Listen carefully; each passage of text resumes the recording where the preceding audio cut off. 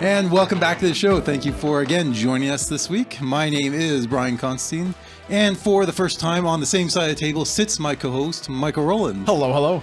And the reason for this arrangement is on the other side of the table, joining us this week is our special guests, Joas and Allie Swartzentruber. Yes, Is that close enough? Yeah, you're right on. There you go. It only took like 3 or 4 takes. Yeah, there you go. Yeah, Allie's good. Joas, forgive me, that might cause some brain cramps as we go along. It usually does. Yeah. I don't know why, but yeah, it's the J and the Y sound, but Joas. Yeah. And as you can see by our surroundings, we are in fact in your bakery cafe. That's correct. Yeah, so thank you for coming on the show and giving up some of your valuable evening time. Which is even more valuable given your profession as bakers. Yes. Yeah, it's very limited. Yeah. So. Yeah, you're probably not going to be hanging out till like 10 o'clock most nights, are you? No, most nights we're in bed by, like 8:30. 9 o'clock's a late night. Yes. So. But the mornings are plenty early. Yeah. Oh, yeah. Yes. More than makes up for it. Yeah. Oh, absolutely. yeah, that's right. So. Yeah. No, the strange thought came to mind is like, the bakers no doubt benefit from all these streaming services now, right? You imagine bakers, 20 years ago, they wanted to watch a show. Yeah, like that 10 o'clock show, right? Yeah. We'd have to late. I don't know why. Just a random thought. I guess so. Definitely a random thought. But anyways, random thought out of the way. There'll be a few rabbit trails. But let me get off get right back on track, and I want to start before we get into your background. I want to make sure people are aware of it up front. That in just a couple of weeks, July 1st, you guys got a big barbecue planned. That is correct. Yeah, it's a big show and shine. We're hoping it'll be a big turnout. We got bouncy castles lined up. We got a barbecue lined up. Finally, we had a little bit of a hassle getting that lined up, but it finally came in. And nice. We're gonna have a petting zoo. Different door prizes, auction prizes. We're going to do a Chinese auction. So you buy tickets and you put your tickets in what prize you want. You're not guaranteed to get it. And then it's a draw for whoever gets it at the end. Nice. So yeah. Should be fun. And we've been getting quite a few sponsors and such as well. So it sounds like you really got a big show planned. Because you're going to have the whole we're going to have the whole Windsor entire street here closed down. pretty much here down here. to the end there, the hardware store. And so we're hoping it'll be a big show. We're not 100% sure because there has been a couple other car shows that have all of a sudden popped up that are on the same day. Yeah. So we'll see. Yeah, there is some competition, but even if it's just local families come in, have fun, have a barbecue, enjoy their time. Oh, exactly. Pet some therapy animals and go on a bouncy castle There's apparently a therapy chicken coming. A therapy chicken? Therapy chicken, that's new. Therapy chicken. Yeah, well, hopefully. It apparently loves being pet and yeah, go ahead. There's the chicken. There's I think it's a miniature pony. There's a blind goat. There's a blind goat. And of course there'll be many dogs here as well. Yeah. So yeah, it'll be lots of fun. I think it'll be fun just for even families coming out. Yeah. Whether there's cars there or not, at the end of the day, we just want to have fun. Yeah. So. Yeah. Hopefully we'll cycle back around to this near the end of the show because we'll talk about Bosco and the animal assisted therapy organization that you're hoping to help out with the barbecue. Yeah. And so I was on their website. They got a wide range of animals that they can bring out. Yeah, they do. Yeah. We'll hopefully cycle back around to those guys. Absolutely. Sounds good. All right. So after you've gone out to the town event at Lincoln for your barbecue or for your pancakes in the morning, come over here for your lunch and barbecue. Yeah, exactly. Perfect. We're lined up right back to back, and we talked to Carrie Black, who's in charge of that event out there. Nice. And so we're just going to go from one to the other, and then kids can go home in the afternoon, have a nap, and go to fireworks in the evening. Call it good. Right? Yeah, a full day of celebration. Exactly. And everybody will go to bed that night and hopefully be exhausted. Yeah, and you're guaranteeing the weather too as well. So we got that on bonus as well. Exactly. All right. So let's get to know you a little bit. My first thought is who on their grade 1 I want to be when I grow up put baker. Definitely not me. No, it wasn't. So no one. I was Amish at grade 1, so I didn't do that. Was it your lifelong dream to be a baker? Nope, not even at 15 when I worked my first bakery. I never thought I would. I grew up doing farmers markets for a number of years and baking for that. So when we got out of that, I was kind of like, okay, this is fine. But yeah. Somehow it circled back. So 15, you were already had some baking. At 15, I started my first job at just a local IGA bakery back in Ontario. Yeah. And so I worked there for 3 years. And the only reason I got that job is because I knew the cake maker. And so then somehow I got it, and I worked there for my high school years. So yeah. And then, okay, so that's out in Ontario then, you said? Yeah, that was Ontario. Okay. Yeah. We'll get eventually to how you got to Penhold, because that's a little bit of a trip there. Yeah, it is. Where's your origin story then? Mine was Manitoba. Okay. So I grew up there, born there, raised there, and moved out here when I was 18, and we've kind of bounced around Alberta a bit since then. So yeah. So you got an Amish background. Yeah. Mennonite background. Mennonite background. Yeah, of course, right. Yeah. Any place in Winnipeg or in Manitoba that people would know?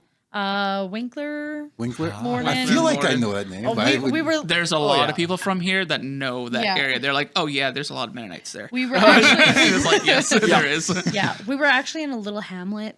Not even a hamlet, I don't think it's called. But anyways, it was Horndine. You blink, you miss it. Yeah.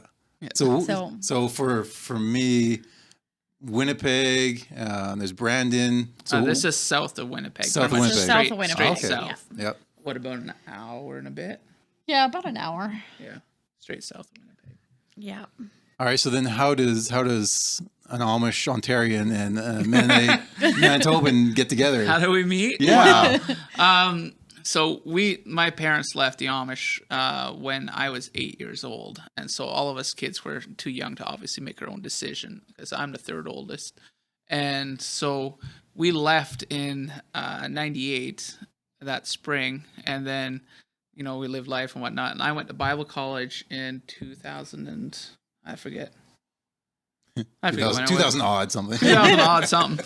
But anyways, I went to a Bible college, and a lot of people were heading off to camps for the summer and such. And during that year at the Bible college, I got an opportunity to go to a mission trip to New York City to work with inner city kids.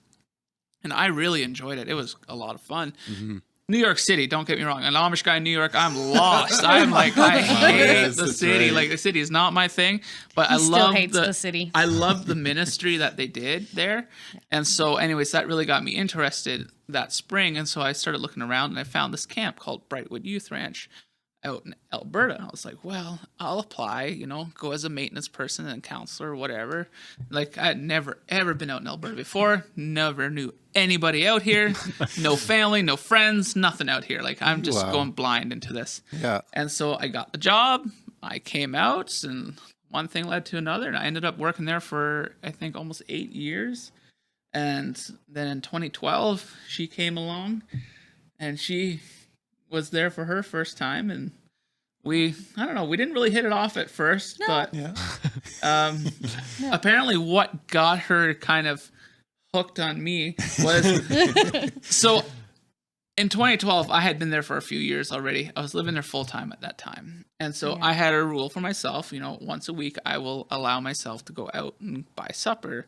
And so I was like, hey, I'm going out, like, we got into a really good conversation. I said, well, he came to the kitchen after he had been, because I was working in the kitchen at Brightwood.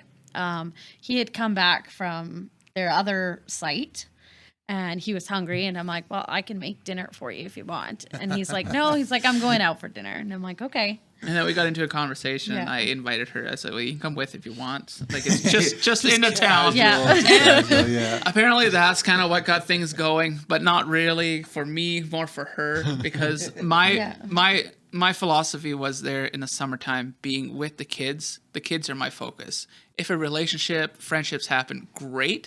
But at the end of the day, those kids are my focus for those 2 months that I'm there with them. Yeah. Because a lot of those kids don't have the opportunities that we do, because like I said earlier, a lot of them come from single parent homes, foster care systems, and all the different stories you hear from them, you don't wish upon your worst enemy. And it's like, at the end of the day, that was my focus, was the kids, and those kids really changed my life quite a lot during those summers. Toughest summers ever. But anyway, so after the summer, I was October or so? October. Well, you weren't originally going to go back to Ontario to see your family. But then you did end up going because, you were able to. But my family always does big dinners for Thanksgiving or Christmas, and we just kind of invite whoever is around and stray without family. So like stray dogs. pretty much. So I just invited. I invited quite a few different people from camp who were staying in Alberta for Thanksgiving and didn't have anywhere to go, and so I invited him to come along, and he ended up going back to Ontario. But one of the nights after the Thanksgiving dinner, I was just in my room on my laptop. You were flying back from Ontario, and you started all of a sudden messaging me at like midnight. She was online. Of course, I'm sitting at like the Toronto airport. Like, I'm bored. I'm waiting for my airplane for 2 hours. So I just started messaging. And then honestly, just one thing led to another. Next you know, we're doing video chats, and what was it? Well, actually, we didn't talk again for probably 3 months because it was in December that we started talking again. Oh yeah, I guess December is when it really got more serious. That's when you all of a sudden messaged me again. And we're like, you found out that I was moving up to Edmonton and I was going to be living about 10 minutes away from where he was living in Edmonton. And so we're like, hey, when I get up there, I'll just like hang out with you once in a while. And then, things kind of led to further than that. And now so this is in 2015, is that? This is or is it 2013, 2012, 2013. Yeah. Like the beginning of 2013 is kind of when it all kind of really got serious. Yeah. So. And then, and so when did you guys get married? In the February 2014. 2014. Okay. Yeah. So coming up on 8 years now. Yeah? We knew each other for 8 months before we dated, and then we dated for 7, engaged for 7, and then married after that. Excellent. Yeah. Yeah, none of those long engagements, right? No. Just, it wasn't as short as her sister's, so. No. Dated 2 weeks before our wedding. Engaged by Easter, married by end of August. And we're like, okay, that's fast, but whatever works. So. Yeah, it's going to be the outcome, right? But we didn't want to keep it really long because at the end of the day, our thing, we both had the philosophy of, if you're dating to marry. You're not just dating for the sake of it. Yeah. Yeah. So she's the first girl I've ever dated, kissed, anything. She can't say the same, but hey, I can on the kissing part. Okay, on the kissing part maybe, but like, yes, it's funny because the amount of kids that look at you weird when you tell them that, and they're like, "What?" Yeah, and they're like, "Yeah, like that's called respect. Like respect the people who you want to be with." And even if you don't know them yet, right? Exactly, it's such a foreign thing these days. It's weird, but So, all right, so in 2015. So 2014 you're married. Yep. Now you're up in Edmonton? Yeah. In the just Edmonton an area? hour west of Edmonton. We were just an hour west of Edmonton. All right. So now what gets you down into Penhold? Down here. Well, so we were up there until 2016. 2016. And then the whole politics thing started happening there, and we were just having issues. And so we're like, camp was done at the end of that season. We're like, it's probably a good time just to go. We wanted to be able to still love the camp and the ministry that it did without hating what we did. Being and bitter towards it. Exactly. Yeah. And so we decided, you know what? We didn't. I think we had $100 in our pocket. Pretty much. And we moved down to her parents' place in Didsbury. Okay, yeah. We lived in a small 8x10 bedroom for a few months. About 5 months. I got a job, and as we got money saved up, we found our first rental, and then we tried really hard to save up because we knew we wanted to buy. Yeah. So we worked really, really hard to make sure we have the finances to do that. And and then we moved up to Red Deer temporarily. Yeah. Lived in the trailer park for a little while. Not my ideal location, but we had a little bit of a weird neighbor, but we'll forgive her. And then we had the right finances lined up. We had an area that we wanted to buy in between Penhold and Olds, and so we're just kind of looking in between there, trying to find a place in the right price range and a nice decent sized property. And not in the city. but not the city. Yeah. Preferably. We needed a big enough yard that our dogs could run around and not. I was even willing to move into Bowden, but Yeah. that's Bowden. And so then she saw this house up for sale over on Dundee Crescent, and we're like, well, we can at least go take a look. Like, Yeah. it's a decent sized house. Yeah. It's pretty well. It was decent. It was pretty decent priced. And then once we went and looked at it, we're like, yeah, we can make this livable. Like, it's old, it's outdated. Cosmetically, it needs some problem. It just has some problems. Yeah. Cosmetically, but then we had it inspected, and structurally it was solid and everything. And then we're like, you know what, this is a good deal. So I think we lowered them like $15,000 on the price because cosmetically they didn't take care of it. Yeah. And they were desperate to sell at that point. Yeah. And so, it just, I don't know, it just kind of happened. Yeah. We didn't really plan it, but it just happened. Funny how that goes. It is. Yeah. And like, I'm really happy with where we're at. We have amazing neighbors. Like, we get along really well with everybody there. Like, even last Saturday, we went on a bike ride with our dog, and then we came back. And we were just, we were in the backyard putting our bikes away, and our next door neighbor, she was like, "Oh, Joas and Allie, come over, bring your dog over." Yeah. And the neighbor on the other side of her, they were there as well. So we just sat there and chatted and had a little fun evening. Impromptu talking. block party here. Exactly. And I'm like, man, I love that because it's something that a lot of places don't get. Yeah. And so to have neighbors, you just, and like, we had the fence replaced between us and our next door neighbor, Nicola. And then we put a friendly neighborhood gate in between it. So we can just go back and forth, or we can open it up and let our dogs play together. Yeah. And so it's just like, it's awesome. It was really nice, but I'm happy where we are now. Yeah. Yeah. No, yeah. So I put out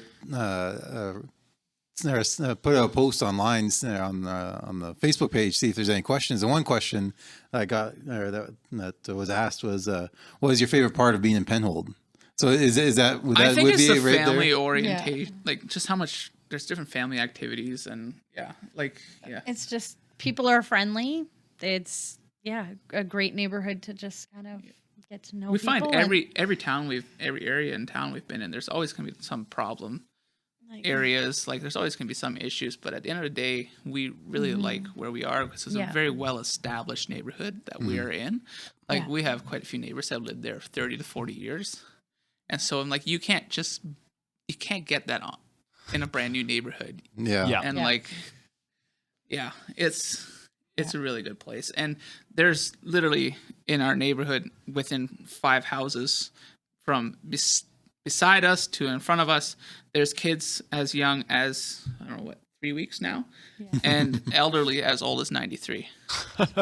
But we can all say hi to each other, and as we're out walking or whatever, or there's days we're all standing outside on the street just yapping away, and we're like, "Oh, car, better get off the road." So it's like, it's awesome like that. Yeah, no, I completely agree with it, with all that. It's Penhold has a certain family vibe to it. Exactly. Yeah. And you don't find that in big cities. Like, you don't even find that in every town or a small town. Like, the town of Penhold has put effort into maintaining that. Exactly. The town councilors, they know that that's what draws people here and keeps people here. And so, how many of those town councilors are kids, or have kids, and they're like, they are families, so they want stuff for their kids to do. Like, you look at our mayor, he has kids, so like, I've seen him out walking around with his kids, and while one's having a tantrum, it happens. So like, you're a parent. I'm not going to judge you for having a kid with a tantrum, because it happens to everybody. It doesn't matter how well you raise your kids. And it's like, all right, so you've made it down into Penhold. Now it's I don't know. For me, starting a business is like, it's just a terrifying thought. Oh, it is. There's just It so was. many. It still is. I've thought that so many times. The thought of running a business where you have to hire employees and you have to deal with customers coming in and out, it's a terrifying thing. And I've come to realize that it's not even just the starting the business, it's the hidden costs behind it that nobody wants to tell you about it. And it's like there's a lot of hidden costs that the government takes, and you have to pay this, you have to do this and this, and it's like, and there's no instruction manual as to what you need to do, how you need to do it, or what steps you need to do it in. Yeah. You find out when you talk to your accountant and realize you missed a whole bunch of stuff. Pretty Exactly. much. Exactly. All right, so where did that idea start? Because I think you were the instigator behind the bakery idea. Is that correct? Well, some of it, yes. Okay. So basically, he got laid off of work in, when was it? I can't remember. A few years ago. Yeah. And anyways, we started doing markets as a supplemental income at that point, just to kind of help get by. Mm-hmm. And then he ended up going back to work, and I think we were doing 4 markets at the time. So I ended up hiring my sister on, and she kind of helped me part-time that summer. And then he'd help me when he could. And that ended up going really well. The first grocery trip that I went for, and getting all the extra equipment that I needed and stuff, like baking pans and whatever.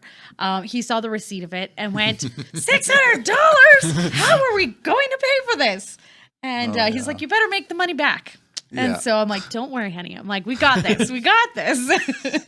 And so after the first markets and that first week of markets, he's like, okay, I think this is doable.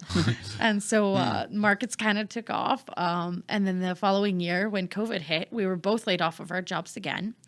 And so we ended up doing 6 markets, I think, that year.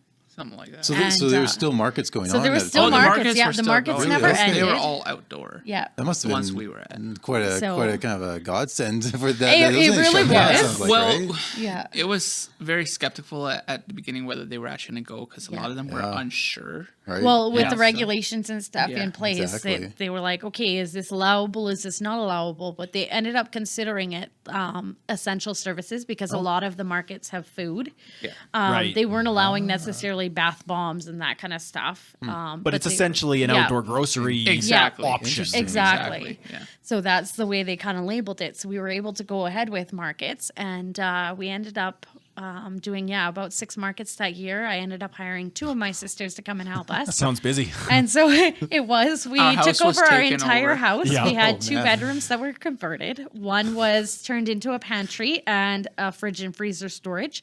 The other one was turned into freezer storage along with commercial ovens.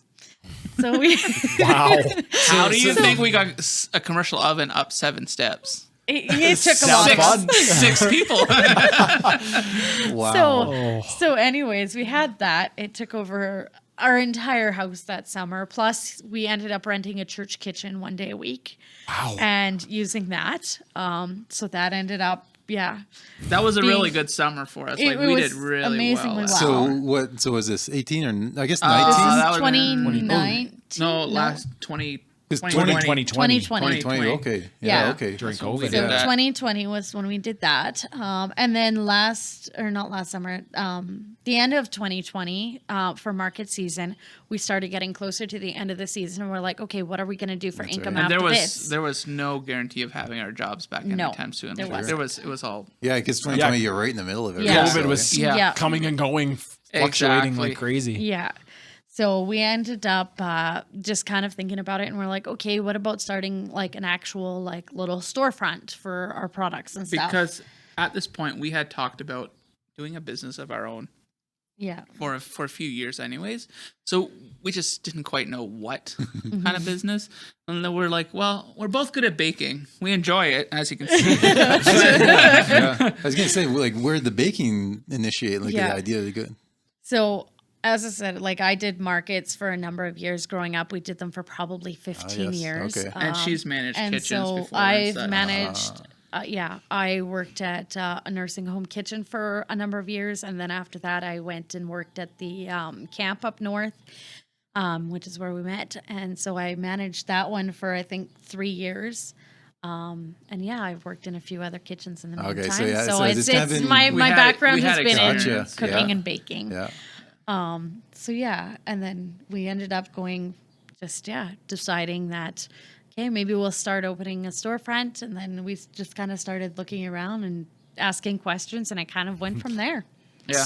So I'm curious. So you say you're doing 6 markets a week. Mm-hmm. Yeah. So how many baked goods are we talking about? Like mostly is this cookies at this point? This is cookies. Or breads, this is breads. Almost, Wow. almost everything that we have out there. Yeah. Oh, really? There's a few things that we didn't make. We didn't. Yeah. But we did the cookies, we did the breads, we did the pizza twists, The squares, cinnamon buns. cinnamon buns. We didn't do as many breads, we did a few less, but Yeah. So how many things are we thinking about like each week? It seems like a lot to be coming out of that house. I don't even know how much, but I would have my van full every day I left. Yeah. I had a minivan, so it was packed full. It was packed full. Wow. And then that year was decent for us compared to the year before. And then we outgrew the minivan at some point last summer. Last summer. Oh, last summer, yeah. Last spring, we outgrew the minivan very quickly. We knew because we did 7 markets last year. Plus the storefront. Plus the storefront. And so Just sounds insane.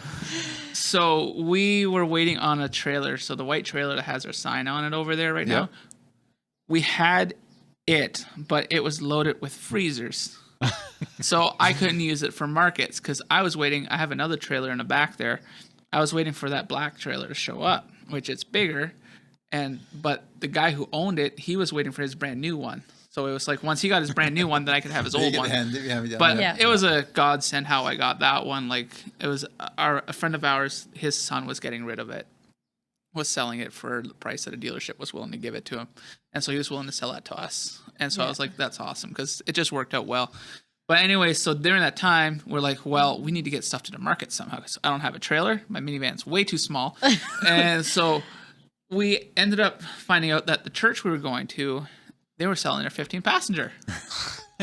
So they gave us a pretty good deal on it. The tires cost me more than I paid for the van because it's a 1-ton. So I have to have big, heavy tires on it. Yeah. And so we filled up that 15 passenger. And by the time that trailer came, it couldn't come any sooner. We were outgrew that 15 passenger. Oh like my I couldn't gosh. even fit more stuff in there. That is just Yeah. incredible. Because I was loading up for 2 markets a day. Because Yeah. I would leave here at like 6 or 7 in the morning. I would say go to Lacombe in the morning, to be there for 7:30. And then right after that, there's no time to run back here and refill. I have to head to Sylvan to be set up for 3:30. Yeah. And so you have to take everything at once. Yeah. And Oh, man. then, after that, once the trailer showed up, we got rid of we didn't get rid of the 15 passenger. We parked it at our place and we started using the trailer because it was so much easier to crawl in and out with the trailer. Yeah. And it's just like, no more like, oh no, there's something way up there. You're trying to pull something out. And I'm by myself at markets. So I have to make it efficient for me to set up, take down. I have to know where everything is. Yeah. And then, it was a lot of markets, a lot of So long it days. sounds like you basically had a mobile store going We already. did. Basically, yeah. Yeah. I would. There was days I would have, especially on long, like when there was long weekends and we knew it would be busy. I would have just a path down the middle of the trailer, just enough, and have bread racks on both sides. And actually, some days when you have a path, because after I fill it up, I have the throw all coolers. the other stuff in there. Well, the coolers I put all my squares into, so I have it on the ground, and so it's like the whole trailer's just packed full. Yeah. And it's like, So when you bought this place, I think you posted it in October of 2020. we're actually just renting. Renting. Okay, renting. but when we got the lease, And so it was.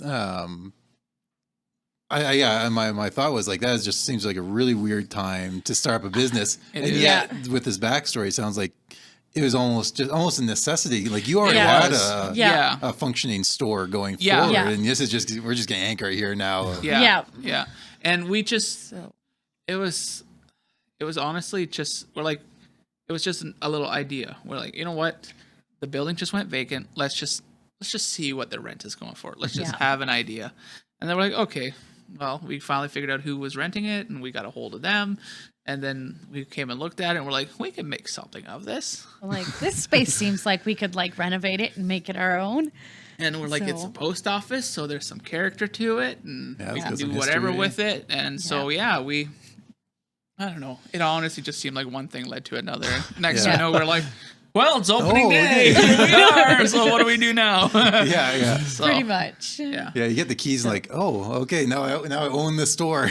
Well, and once you sign that lease and you're like, oh, I got to pay that every month. I got to make money now. So you're really ambitious to make something work. So But you already had something pretty significant going. So this just kind of pulls it out of your house, moves it here, and allows you to bring customers to you. Exactly. And it was just that 2 months from the time that markets ended to when we opened the store, there was no income. Mm-hmm. Yeah. So we had to really be strategic in how we spent our money and figure out, like, luckily we didn't have to pay for the boards there. A lot of stuff we just did ourselves. Yeah. But like electrical, I had to hire out. Plumbing, I had to hire out.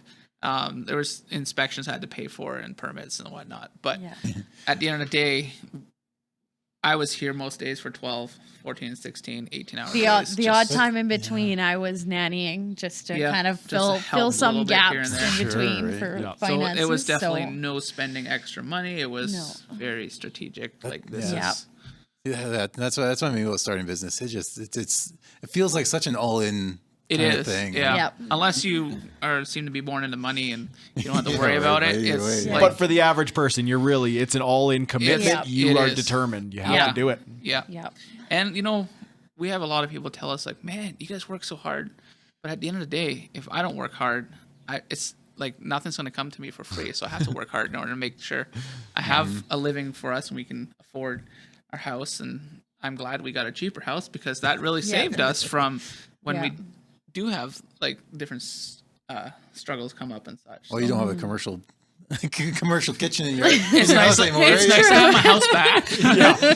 Like there was literally the last summer we were at our house, we literally took over our whole entire living room on market the nights before markets. The whole main floor of our house, except for our bedroom, was pretty much taken over by markets. Yeah. Like literally you walk into our living room. I remember the one time a friend of ours from Edmonton, they were driving through and they're like, hey, can we stop by? I'm like, sure, we're getting ready for markets and it's chaos and we're exhausted, but whatever, come on over. And so like they come into the house and like there's tables in the living room, like all spread out full of stuff because you have to make stuff ahead of time. And products were getting labeled and we looked like garbage because it was plus 35 in the house and fans were running and we're sweating and we're like, oh come on, let's go out to the backyard. I was gonna say, just slide the chocolate chip and the rye bread over. Take a seat And it was just like, I felt like I was we were a mess, but it was just, I don't know. It just felt real at that moment. Like this is the reality some days is you do put long hours. You look like a mess. You work hard, but you hope one day that hard work will pay off, right? So starting up business. So before I want to get into the baking in a second. Yeah, absolutely. But any advice for people starting up a business? Like anything that like you talk about hidden costs, so that's obviously something to pay attention to. But or was there any good or bad surprises getting going? I would say my biggest advice would be don't be scared to ask questions because I found if I didn't ask questions, I would not find an answer to it. Well, and even if he did ask questions, he would normally, if somebody didn't know the answer, they'd at least be able to direct him to the correct answer or to someone who might have the correct answer. There was a lot of days where it was just playing phone tag and just trying to figure out what do I need to do next. And like, it's just even finding a bookkeeper, like that was just amazing that we found who we have, but it was just, I called this guy and he's like, oh, well, I can call this guy. And he's like, okay. So I call him and then he's like, well, I actually sold my business, so you should call this person. And she's down in High River. And I was like, okay. So I call her and then she's like, oh yeah, I'll take you on as a client because she still has a bunch up here. So it's just like different phone calls. Yeah, that's honestly, I find the biggest thing is don't be scared to make those phone calls and don't be scared to put in the hard work. Yeah. Because at the end of the day, you can get into a bunch of debt, but if you're not willing to put in your hard work, it's probably not gonna pay off either. And people see it when you put in your hard work too. They see it in your product. You're very, I don't know. Some people like to say that we're nitpicky with our product, but we're very passionate to make sure that we have good product out, and we don't want to put bad product out because it'll take us 20 years to build up a good reputation for our business, and it'll only take 20 minutes to ruin it. Exactly. So it's like, I don't want to have bad products. We don't want to have bad product or bad customer service. We we try to have quality in all of those areas. So. Yeah. But yeah, starting up a business, honestly, ask some questions. And if you find somebody that's willing to answer those for you, or at least help you get through the steps, man, I wish I had somebody at that point, because I was going into it completely blind. Right. Yeah. I had no idea what I needed to do. So it was a lot of nights of research on the government websites, trying to figure out what permits, who to contact. And luckily we were able to contact the town here, and they gave us some guidelines as to who to talk to. That's the thing. So, like you guys are experts in what you do, but when you start a business, there's just so many different other avenues and areas of expertise that you need to find other people to fill in there. Exactly. Yeah. And when you don't have that background or anybody with you with that background, it's hard to figure it out. Yeah. Yeah. The other curious thing that I'm wondering about is working with your spouse for 12, 18 hours a day. How does that go? We do get asked that quite a lot. I imagine, because that's probably not how most a lot of people say that arranged. they would, have long either divorced or killed their spouse, or one of them would be dead by now. But we sometimes ask ourselves how that still works. But there's definitely bad days. There's lots. Oh, sure. And it's just, I guess we hide it better. Well, your background, like, it sounds like even like at camp you were working together already, even from early stages of your relationship. Departments, right? But we're working the same business. Yeah, I don't know. I think our biggest thing is we know what each one of us are good at. Yeah. So she has her thing that she's good at. I have my thing I'm good at, and trying to not overstep those boundaries too much. Yeah. They definitely get overstepped, and things happen. But but there's got to be a certain division of labor, eh? Yeah. That kind of agreed on. Yeah. So. But most of the time it goes fairly well. There's definitely days when things are busy or stressful that and different situations come up that we're kind of like on edge. But most of the time we just make sarcastic comments towards each other or something, say something stupid just for the heck of it. Sarcasm. Or we do something stupid. We love like the T-Rex. So like I get hangry if I don't have breakfast by like if I'm here by 5:30 or so in the morning and I don't have breakfast by 8 o'clock, I start getting hangry. So sometimes what we'll do is we'll just go it's just make like a weird noise. Like we T-Rex, the T-Rex is coming out. Feed him now. That's wonderful. Yeah. But it's just, I don't know, making fun of stuff like that. And it's even funny that you asked that, because a couple weeks ago we were like getting swamped at lunchtime. It was just crazy. And we didn't have that good of a morning, so we were a little ticked at each other. But we were still getting things done, and it's like, I'm halfway there, and she's like, oh, she's got a second. She's grabbing it from me, and we're just back. I don't know. It just all worked out. And then one of the customers, the regular customer, she's like, you two are working together like a very well greased machine. I was like, I thought we were just clashing. But I guess in her point of view, we were working together really well because we were getting things done. Yeah. And when there's only two of us in the kitchen, it's like we know what each one can do. So it's kind of like, okay, he's got that department, stay out of the way. Yeah. So it's I don't know how to. Some days it's surprising that nobody's dropped yet, but there's always going to be the hard days, but there are a lot of good days too. So all right. So on the baking end of things, what does it take? Because you guys open up at 6 a.m. Tuesday through Saturday? Is that correct? Tuesday and to Friday. And then Saturday at 8. Penhold doesn't wake up until 10 on Saturday morning. Right? But when the store opens at 6 a.m., you guys have fresh bread out. Is that correct? Is that your goal? Yeah. So what does that take? What does that look like to get right a loaf now, of bread ready for 6? That looks like we have a night baker who comes in and helps us out. So she comes in at 11 or 12 at night and starts some of our breads and our cinnamon buns and stuff like that and gets that going. And so she does a lot of that side of things now. So kind of like getting the dough prepped.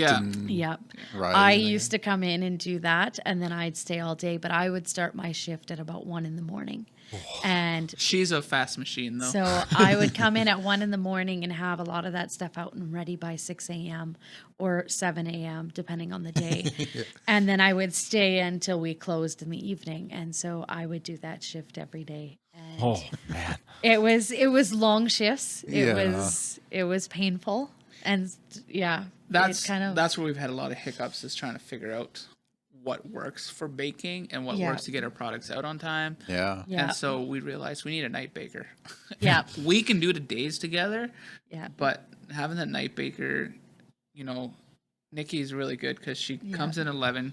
She's always working hard, and she will have the stuff ready for 6 a.m. Yeah. And she sometimes kicks herself for not having ready at 6. We're like, it's okay.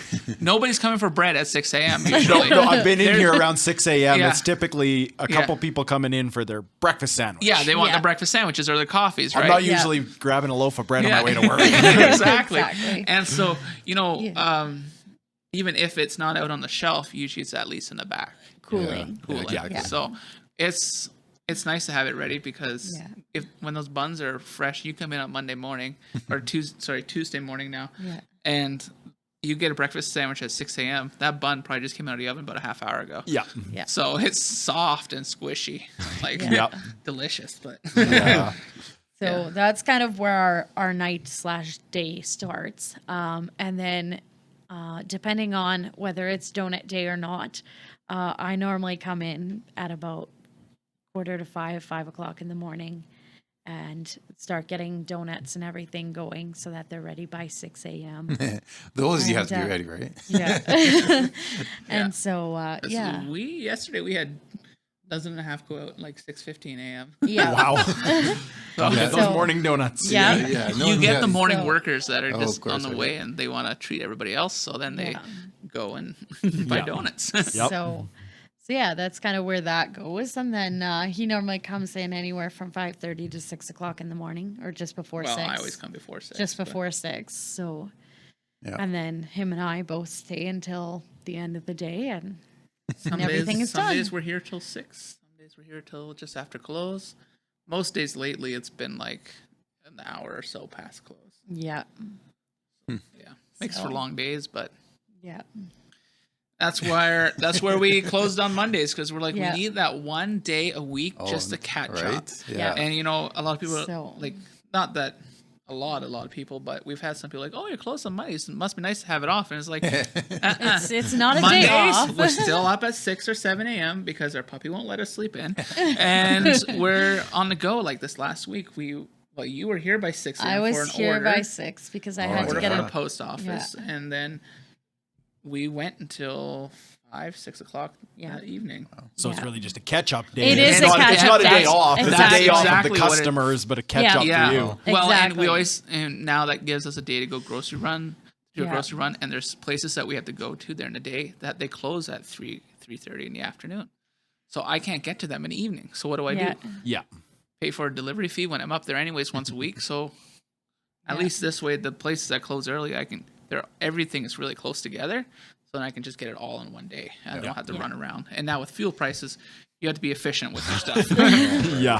Yeah. But All right. So another question from the social media post is, what's your favorite menu item to make? How adapt it as well to which one do you like to eat as well, maybe? Cinnamon buns and yeastos are my favorite thing to make and play with. Just because there's so much you can do with them. And cinnamon buns especially, because everyone loves cinnamon buns. Yeah. Well, everybody loves your cinnamon buns. Yeah, I was going to say, it's probably one of the fastest sellers here. When I worked at the nursing home, I used to work Saturdays, and Saturday mornings was always cinnamon bun day. You always just make buns and cinnamon buns, and that's just a staple. And so when I started working at the camp and left the nursing home and worked at the camp in the kitchen, I would get up at ridiculous hours of the morning, 4 or 5 in the morning, just so that I could make cinnamon buns for the staff, just because it was a Saturday morning tradition. And so, I would make cinnamon buns for all the staff there, and they grew to really, really like them. And you know how many staff there said, Allie, one day you're going to be selling your cinnamon buns. And now she is.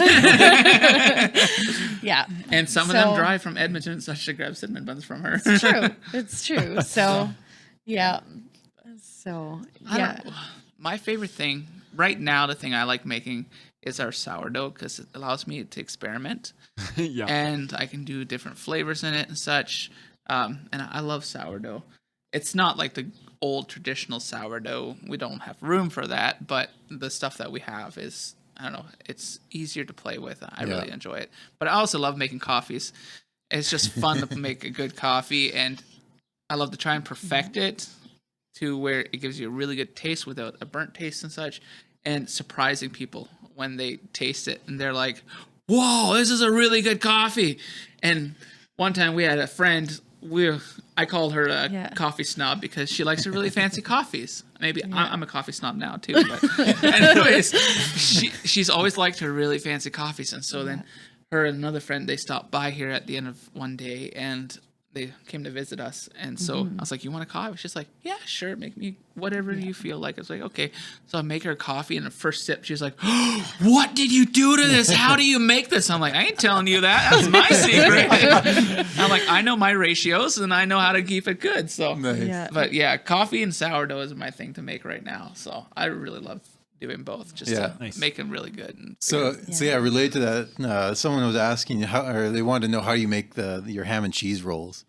The ham and cheese rolls. Now you don't need to spill all your secrets, but in a more general way as well. Like what's key for a good bread? Like I'm sure you've got so much practice behind you. There's got to be a trick or getting I was gonna say getting the consistency of the dough is key.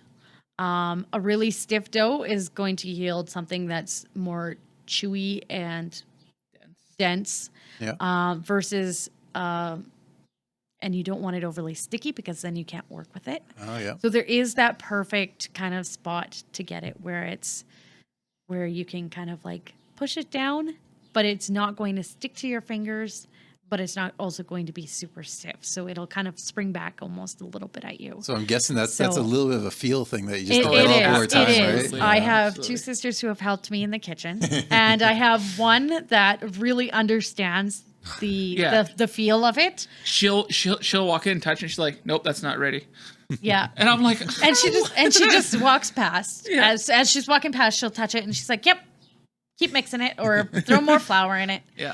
And then I have another sister who is like, just get it out, get it done already. She's like, it just needs to be done, so it'll be fine. Just put it on the counter, right?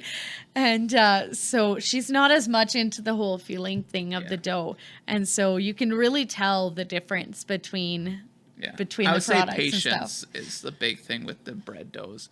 I was going to say everything takes time, and if you're trying to rush it, you're probably going to mess it up, and you're going to have a dense dough. Well, cinnamon buns from start to finish take about 4 hours to get done. That's with a proofer. Yeah.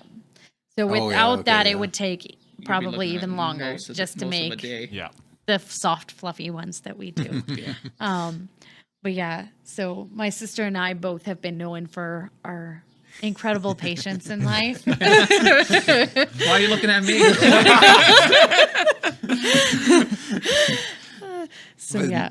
No, okay, so so it's not something that it's the art form of making bread that comes with the practice of it.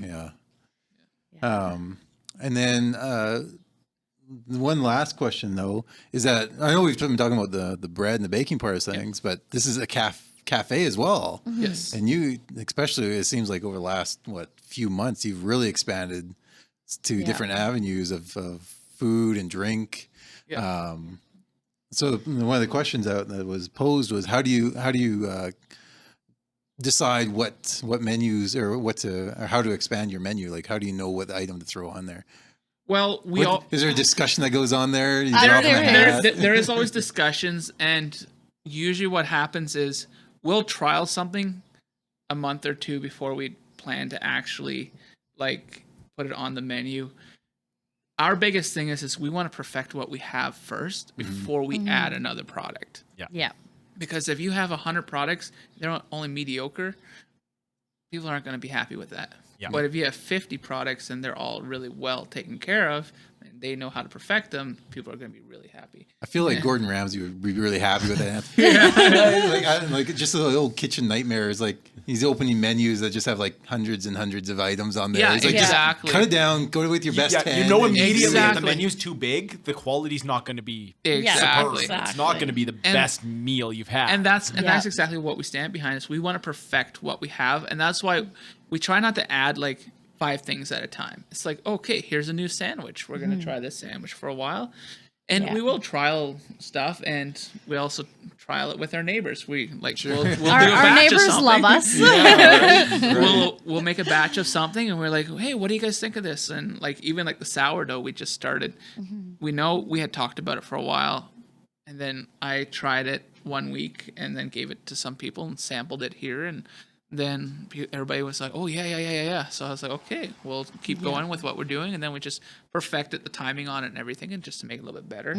And then, we just try not to add too many things at a time. But when we do add a new product, we've actually probably had it in the back of our mind for a few months or longer. Yeah. And we're just trying to figure out the right time to add it without making ourselves go crazy. Because we have to time everything and how we make it. Right. When are we going to have time to make it? And it's to maintain what you've already got and then add another product. That's just more work. Exactly. And so that's our big thing is like we have ideas right now that we want to throw onto the menu or onto our shelves out there, but at the end of the day, we're like we haven't perfected the timing to make that yet. So that's our big thing, I think. Well, and I think with just having the 2 of us during the day, like it doesn't allow us the time to play with more options and stuff like that right now. So until we can get busy enough to have another staff member on board so that one of us can take the time to play, which is normally me.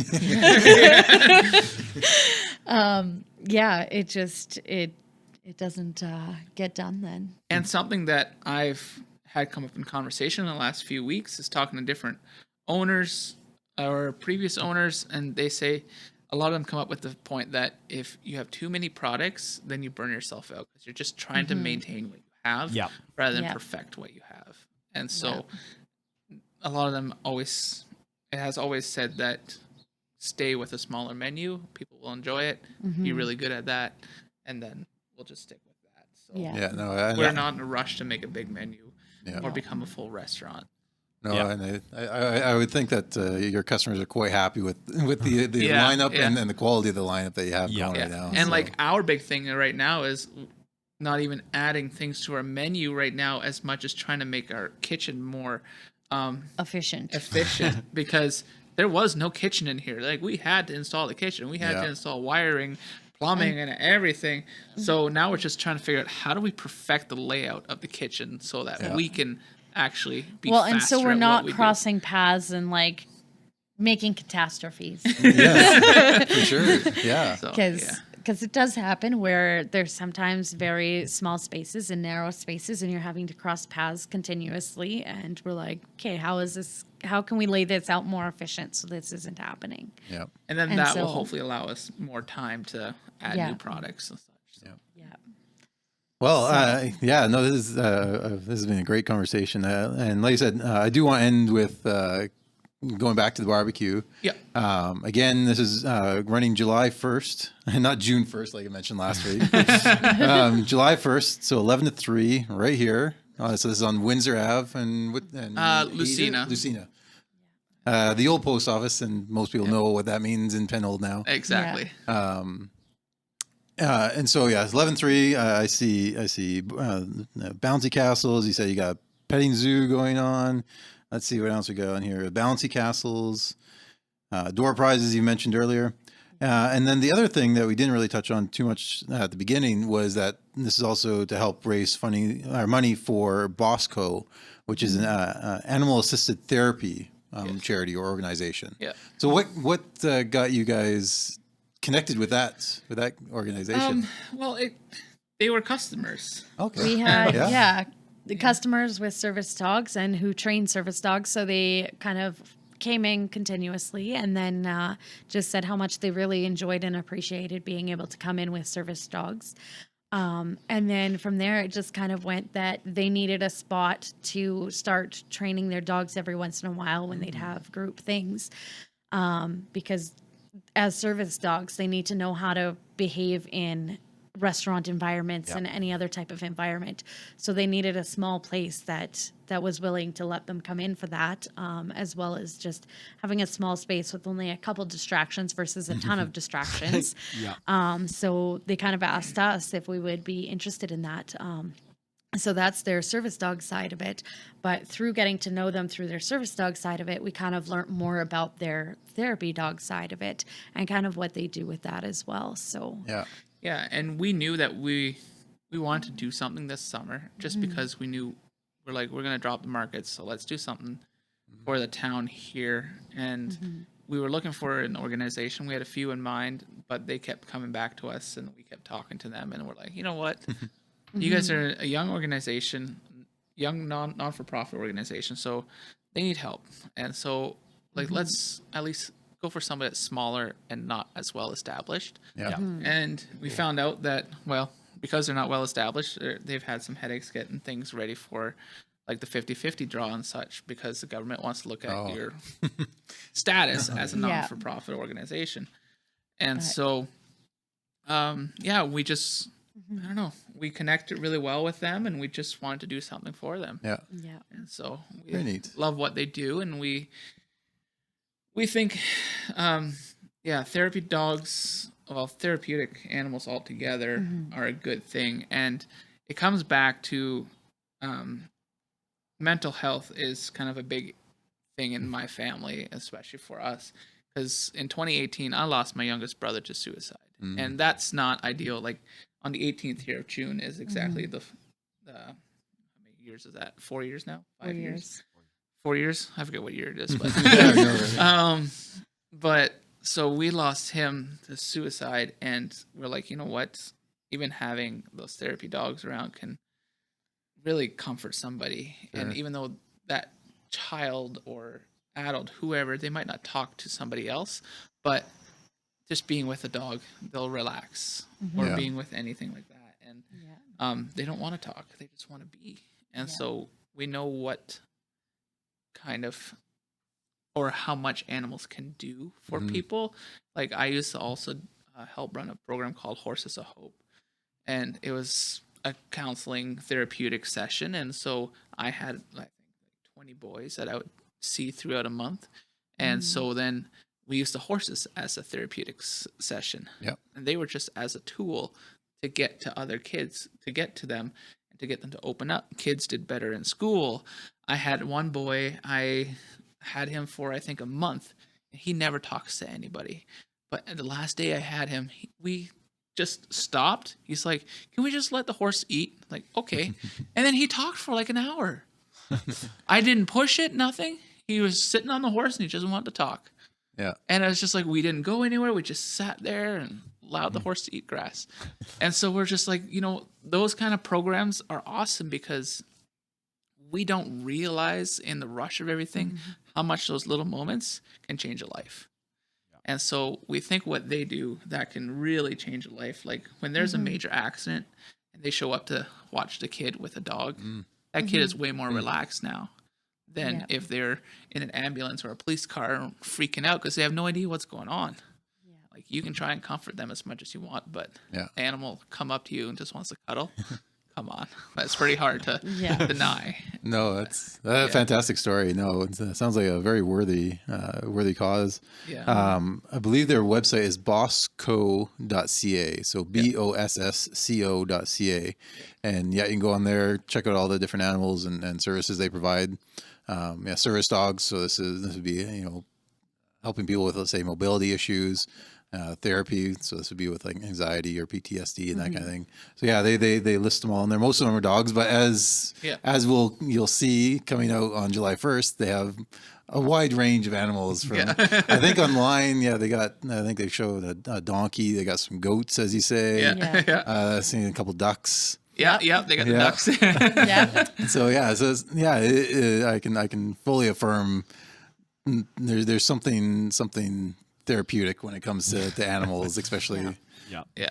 Cats on the other hand, okay. I'm on the same page there. There's a reason why there's not a therapeutic cat. Oh, like, I don't think cats show a whole lot of sympathy for people. So in an anxiety situation, a cat is not going to comfort you the same way a dog will. I'm sure there's the odd one out there, 1 in a million, but If you have a cat that fits that criteria, bless you. You cherish that cat.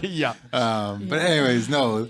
So come out July 1st, 11 a.m. to 3 p.m. Enjoy a fantastic barbecue and all sorts of different events around Ma and Pa's Bakery Cafe.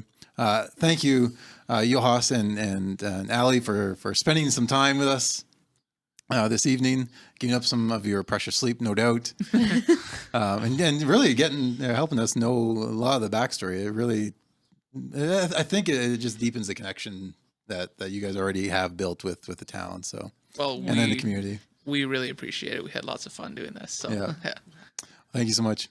Yeah. Well, thank you for coming along and watching or listening along with us. My name is Brian Constantine. And I'm Michael Rowland. And this has been Penhold Talk Radio.